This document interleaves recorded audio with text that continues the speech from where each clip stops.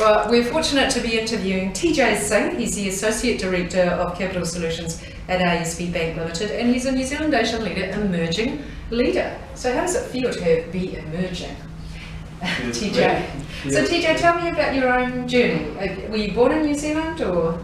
No, I was born in India, in Delhi, and I've been in New Zealand for 14 years. 14 years. 14 years. And how did you, why did you come to New Zealand? I came here as a student. So And what were you studying?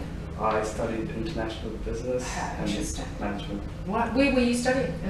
So I used to be based in Wellington, so Victoria University. You were at Victoria University, and Yes. then you transferred up here.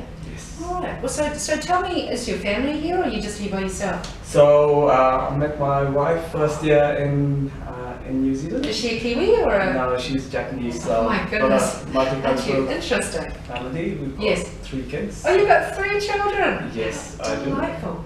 What do Indian Japanese children look like? They're very gorgeous. They're very beautiful. I'm sure they are. Yeah, lovely. Yeah, so that's our family. My mom and dad are also in Auckland now. Nice. Yes, so Nice. very, very nice. Very good. So you've got your citizenship, and you're Yes. all ready to vote. Yes, I am. You are. So we've got the flag referendum coming up, and then later on we've got the local government election. So just tell me about, I mean, I guess you would have had a habit of voting in India, wouldn't you? Yes. Yeah, very much. All right. So just tell me about how that's translated. Was it hard to find out about the way that government worked in New Zealand? And Just looking back at my experience, I probably didn't vote for the first 4 or 5 years. Yes. And part of that is, knowing what the system is. Yes, as a student, you're self-involved, I and understand. also it's all about kind of identity shift as well. Like, when do you stop being an Indian and more being, more associated in New Zealand?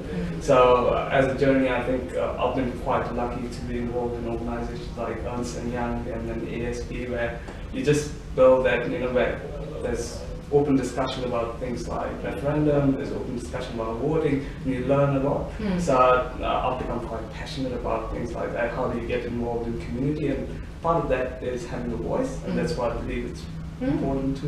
okay. Well, so that's exciting. And your wife? Yes. Your wife is also an international student, so she wasn't born here either. No, she's No? born in Japan. All right. Yeah. So what you've tried to do is evolve a new culture, really, in your family. Yes.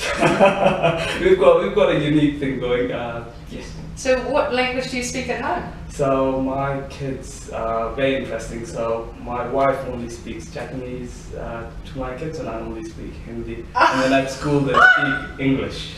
That's extraordinary. How old are they? So I've got a 6-year-old, 2.5, and 1. Oh my goodness, what interesting and fortunate children they will be.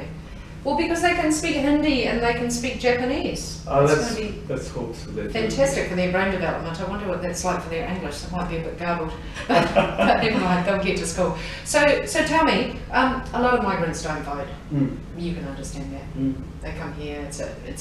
They're learning to speak English. It's difficult for them. Yeah. Have you got any words of wisdom for them? Words of wisdom for immigrants. It's about voting, about making sure that they, take up the aspects of citizenship. I'd say it's really, really important that people vote. As immigrants, we all have a voice, and we should, you should act on how you feel, what you feel. You should take a decision. Right. And I think every time somebody doesn't take an action is an action in itself. So when you don't vote, somebody else is voting, That's and right. in this situation, we've got a chance to develop an identity not only for ourselves but for our kids. This decision is going to change the community, and it doesn't matter what you're doing, whether you support the current flag or if you don't support. It's all about being there and having your say.